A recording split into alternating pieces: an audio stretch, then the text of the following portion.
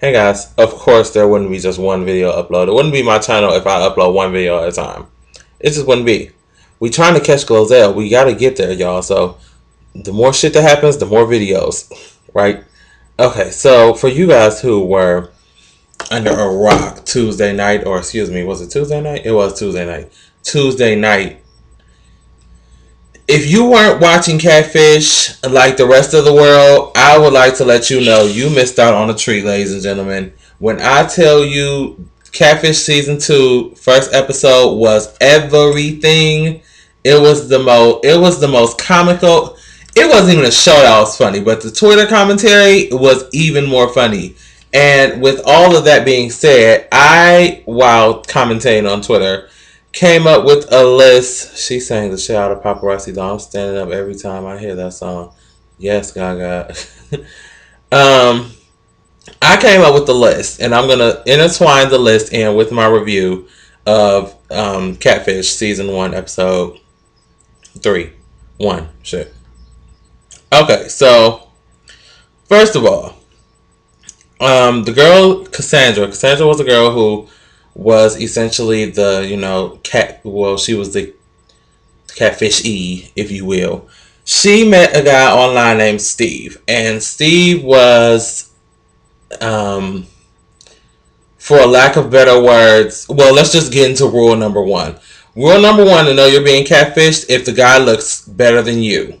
If the guy's more attractive than you, then you're probably being catfished. So she was talking to Steve, and she wasn't really talking to him on the phone often, because the one thing they were doing on the phone, which she insisted on rekindling, is having phone sex with this guy. Now, I don't know what type of phone sex they was having, but I love to be tuned in, because she was every 15 seconds she's like, "Oh my god, we have phone sex. Our phone sex. Oh my god, we have phone sex." I was like, is phone sex that good that you have to keep reiterating that you had it? Either that, or you just have no sex at all. What's wrong with you? Phone sex clearly probably ain't no better than real sex, if it's any better at all. So I just wanted to know what type of phone sex they was having. They must have been doing some super freaky shit, because she would not get over it. So where are my rules? So anyway, the episode goes on. Neve and Max show up to talk to her about how she's been doing and the whole situation, and they want to meet up with Steve. So we then meet her best friend Gladys, who from the beginning of the show was shifty. I knew she was shifty at the beginning. So we meet Gladys. We're getting our nails and things done. We're talking about the whole Steve situation and things of that nature. Rule number 2 to know you're being catfished: if your friend is in on your whole online thing and she's okay with it, you're probably being catfished. Okay, just saying.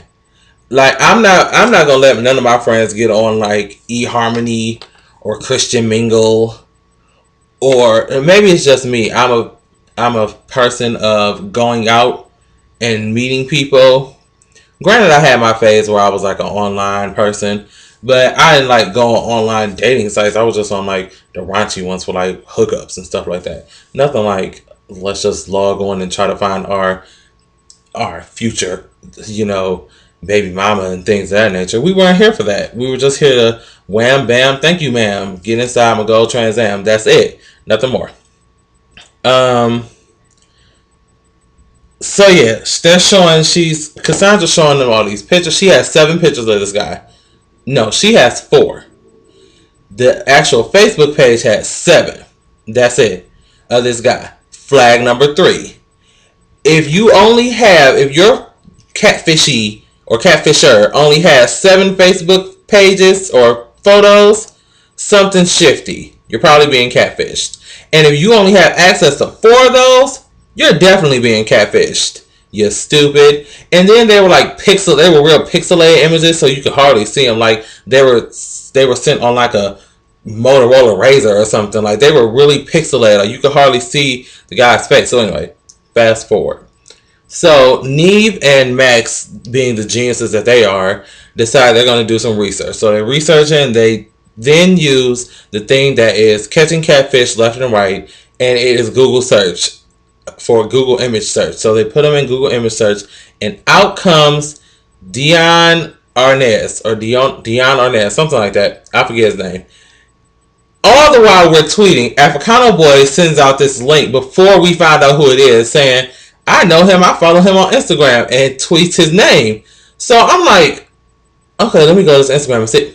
Boom, Diani Arnaz. All his pictures, everything. Apparently he's some model person. I followed him for like a day, then I unfollowed him because I was like, why am I following him exactly? Who is he of importance to my life? So then I unfollowed him. So I was just like, oh, Cassandra. So now that we know that Steve is clearly Dion Arnaz and you are being catfished, now we have to find out exactly who is behind this Steve person. So Neve and Max, also again being the geniuses that they are, Cassandra sent them some of his music. Flag number 4.